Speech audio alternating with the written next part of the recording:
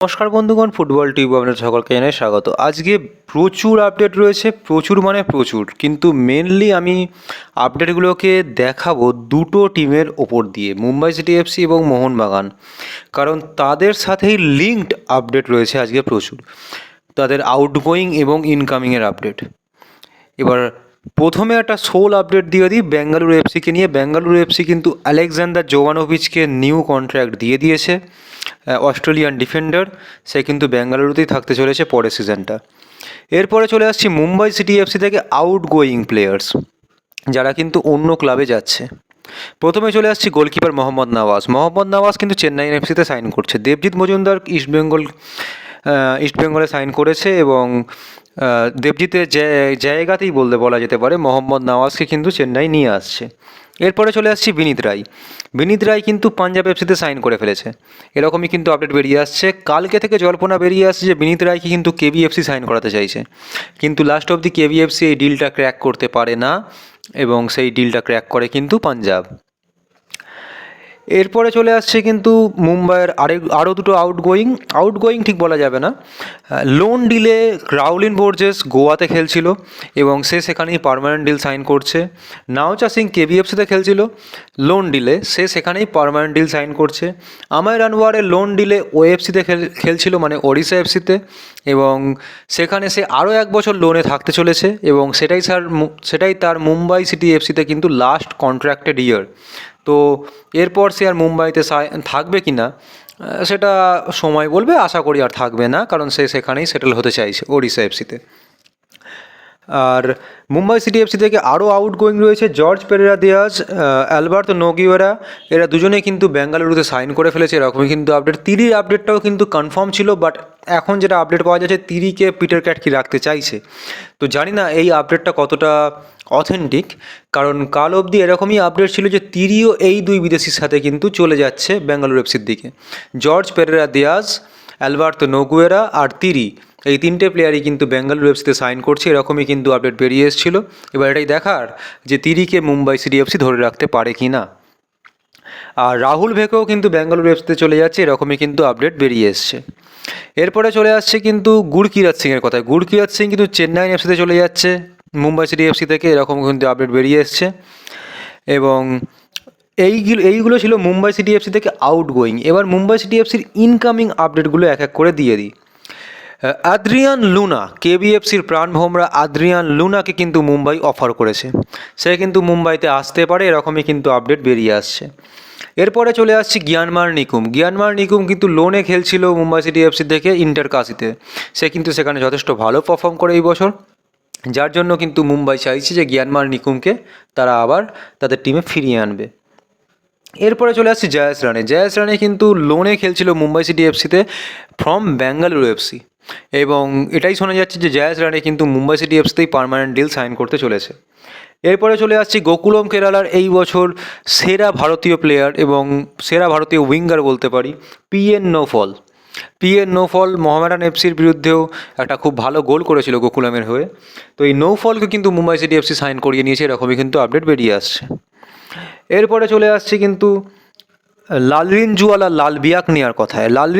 লালবিয়াকনিয়াকেও কিন্তু মুম্বাই সাইন করে নিয়েছে, এরকমই কিন্তু আপডেট বেরিয়ে আসছে।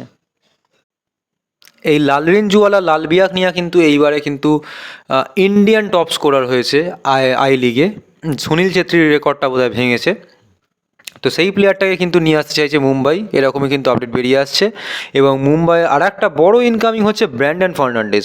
এফসি গোয়া থেকে কিন্তু এই অ্যাটাকিং মিডফিল্ডার, 30 বছর বয়সী অ্যাটাকিং মিডফিল্ডার কিন্তু এফসি গোয়া ছাড়তে চলেছে এবং সে আসতে চলেছে মুম্বাই সিটি এফসিতে। দীর্ঘদিনের সম্পর্ক সে ভাঙতে চলেছে এফসি গোয়ার সাথে, এবং এটা কিন্তু মুম্বাইয়ের একটা খুব বড় সিগনেচার হতে পারে, যেখানে লালরিনজুয়ালা লালবিয়াকনিয়া চলে আসছে, পিএন নৌফল চলে আসছে, চাংতে, বিক্রম, বিপিন রয়েছে এবং অ্যাটাকিং মিডফিল্ডে ব্র্যান্ডন। তো এখান থেকে বোঝাই যাচ্ছে যে পিটার ক্যাটকি কথাটা কতটা সত্যি, যে সে ইন্ডিয়ান প্লেয়ারদের নিয়েই কিন্তু আইএসএল জিততে চাইছে। এবার চলে আসছে চেন্নাই এফসির আরও দুটো আপডেটে। চেন্নাই এফসি কিন্তু কিয়ান নাসিরি এবং নামতে, এই দুজনকেও কিন্তু সাইন করিয়ে নিয়েছে গুরকিরাত সিংয়ের মতোই। এদের দুজনকে কিন্তু মোহনবাগান থেকে সে সাইন করিয়েছে তারা। তো মোহনবাগানের আরও আউটগোয়িং আরমান্দো সাদিকু, হেক্টর ইউস্তে এবং হামেল, এই তিনজনই কিন্তু মোহনবাগান ছাড়তে চলেছে, এটা পুরো কনফার্ম।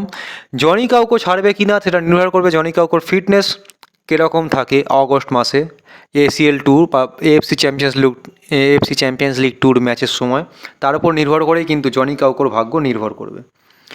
এরপরে চলে আসছি মোহনবাগানের আরেকটি রিউমার আউটগোয়িং এই কারণে বলছি কারণ পেত্রাতোস ইস্টবেঙ্গলে সাইন করতে পারে। ইস্টবেঙ্গল থেকে নাকি পেত্রাতোসকে কন্ট্যাক্ট করা হয়েছে, এরকমই কিন্তু আপডেট কালকে বেরিয়ে আসে এবং পেত্রাতোস সেখানে মানে সোজাসুজি জানিয়ে দেয় যে ইস্টবেঙ্গল থেকে যদি ব্ল্যাঙ্ক চেকও পেত্রাতোসকে দেওয়া হয় তাহলেও কিন্তু পেত্রাতোস ইস্টবেঙ্গলে কোনো দিন সাইন করবে না।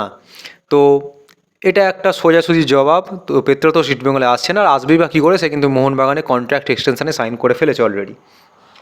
এরপরে আরেকটি রিউমার্ড আপডেট দিয়ে দিচ্ছি, দিমিত্রিয়স ডায়ামান্টাকোসকে নাকি মোহনবাগান সাইন করাতে চায়, বাট আমার মনে হয় না এটা কোনোভাবেই মোহনবাগান চাইবে।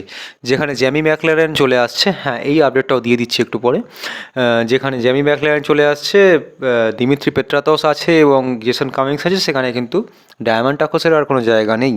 তো ডায়ামান্টাকোসকে নেবে বলে কিন্তু কোনোভাবেই মনে হয় না। এরপরে কিন্তু কনফার্ম আপডেটটা দিয়েই দিচ্ছি, জ্যামি ম্যাকলারেন কিন্তু কনফার্ম হয়ে গেছে এখন, সে কিন্তু মাল্টি ইয়ার ডিলে মোহনবাগানে সাইন করেছে, এটা কিন্তু পুরোপুরি কনফার্ম এবং অনেক অথেন্টিক সোর্স থেকে কিন্তু আপডেটটা উঠে এসছে। হয়তো যে কোনো দিন মোহনবাগান এটাকে অফিসিয়ালি গ্র্যান্ড অ্যানাউন্সমেন্ট হিসেবে অ্যানাউন্সও করে দেবে। তবে এটাই দেখার যে এই প্লেয়ারটা মোহনবাগানে এসে কেমন খেলতে পারে। এরপরে চলে আসছে কিন্তু মোহনবাগানের আরেকটি আপডেটে, মোহনবাগানের কোচ কিন্তু হতে পারে সার্জিও লোবেরা, এবং সেটা কিভাবে সম্ভব, হাবাস যদি কোচ না থাকে ইন দ্যাট কেস কিন্তু লোবেরাকেই কোচ করবে, এটা কিন্তু ম্যানেজমেন্টের ইচ্ছা এবং লোবেরারও ইচ্ছা।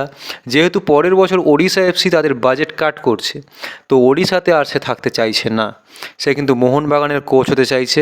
এই শতাব্দী প্রাচীন কোচ টিমের কোচ হয়ে কিন্তু সে টিমটাকে ফের নতুন একটা উচ্চতায় নিয়ে যেতে চায়। তো হাবাস যদি কোনোভাবে পরের বছর না থাকে তো লোবেরাই কিন্তু ম্যানেজমেন্টের প্রথম পছন্দ কোচ হিসেবে। লাস্ট কিন্তু মোহনবাগানকে নিয়ে আরেকটি বড় আপডেট দিয়ে দিচ্ছি, মোহনবাগান কিন্তু ভানুয়াতুর ডিফেন্ডার এবং সেন্ট্রাল কোস্ট ম্যারিনার্সের ডিফেন্ডার ব্রায়ান কাতলাককে সাইন করাতে চাইছে, যে কিন্তু গতকালই এএফসি কাপ ট্রফিটা হাতে তুলেছে। এএফসি কাপ চ্যাম্পিয়ন হয়েছে সেন্ট্রাল কোস্ট ম্যারিনার্স। তো এই ডিফেন্ডারকে কিন্তু সেখান থেকে নিয়ে আসতে চাইছে মোহনবাগান, যেহেতু এএফসি চ্যাম্পিয়ন্স লিগ ট্যুর রয়েছে। 2025 সালে অবধি সেন্ট্রাল কোস্ট ম্যারিনার্সে কিন্তু কন্ট্রাক্টেড এই প্লেয়ারটি, তাই ট্রান্সফার ফি দিয়ে তাকে নিয়ে আসতে চাইছে মোহনবাগান। ভানুয়াতু ন্যাশনাল টিমের হয়ে কিন্তু 25টা ম্যাচ খেলে ফেলেছে, এজ 30। এর আগে কিন্তু হেকার ইউনাইটেড এবং অকল্যান্ড সিটির মতো ক্লাবেও খেলেছে, যার মার্কেট ভ্যালু 2.8 crore, এবং জেসন কামিংসের সাথেও কিন্তু অতীতে সে খেলেছে এবং তার খুব ভালো বন্ধুও ছিল। তো সেই সূত্র ধরেই কিন্তু এই ব্রায়ান ক্যাটল্যাককে মোহনবাগান নিয়ে আসতে চাইছে, এরকমই কিন্তু আপডেট বেরিয়ে আসছে। তো সেটা যদি হয় সেটাও কিন্তু একটা খুব ভালো আপডেট হবে। এবার এটি দেখার যে মোহনবাগানে এই প্লেয়ারটি আসে কি না। অস্ট্রেলিয়া থেকে কিন্তু প্রচুর প্লেয়ার আসছে, মানে অস্ট্রেলিয়ান প্লেয়ার না, কিন্তু অস্ট্রেলিয়ান লিগে তো খেলে। তো এবার এটাই দেখার যে এই প্লেয়ারটি আসে কি না। তো আজকের ভিডিও ছিল এইটুকুই। ভিডিওটি ভালো লাগলে ভিডিওকে লাইক করুন, শেয়ার করুন এবং চ্যানেলটিকে অবশ্যই সাবস্ক্রাইব করুন, যাতে এরকম ভিডিও আপনারা আরও দেখতে পারেন। তো আজকের জন্য গুড বাই।